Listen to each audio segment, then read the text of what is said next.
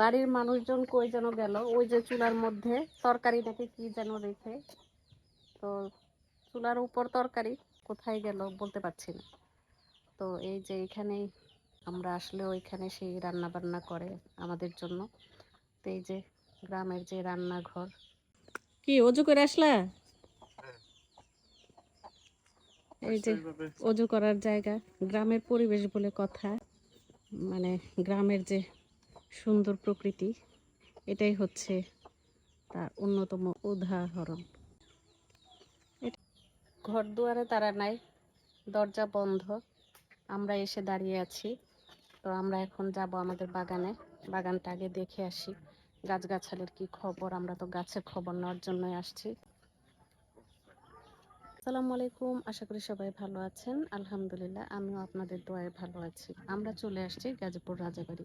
তো রাজাবাড়ি আমাদের যে বাগান, সেই বাগানটাই আজকে আমি আপনাদের সাথে শেয়ার করব। আমাদের বাগানের গাছগুলোর কি অবস্থা আছে, এতদিন পর্যন্ত আমরা যেহেতু আসতে পারি নাই, তো আজকে এসে অনেকগুলো গাছ দেখলাম যে কিছু কিছু গাছ প্রায় মরে গেছে, আর অনেকগুলো গাছই আলহামদুলিল্লাহ ভালো আছে। তারপরও কিছু কিছু গাছ যেটা কিনা হয়তো পানির কারণে কিংবা বেশি বৃষ্টি হয়েছে সে কারণেও হতে পারে। তো আমি যেহেতু আগেই চলে গেছে গাছগুলো দেখতে, আমিও যাই।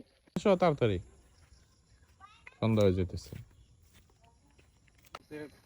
এই গাছগুলোর মতো সব উঠাইতে হবে, নাহলে এই যে একটা আছে, ওই যে একটা আছে, ওই সাইডে ওটা তো বন্ধ কোবানো হয়েছে, আর ওই সাইডে কোবানো হয় না।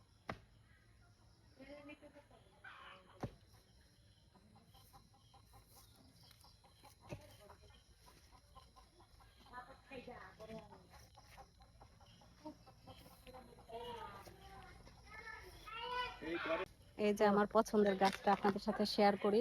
এই যে দেখেন, এটা সহকারী তো লাগাইতে হবে না? বিসমিল্লাহ। আমি আর ধরবো না, মাটি আর ধরবো না।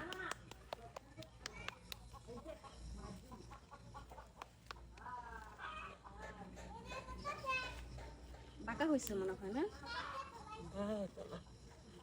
মাটি ইয়া করে দেওয়ার সময় সোজা করতে হবে।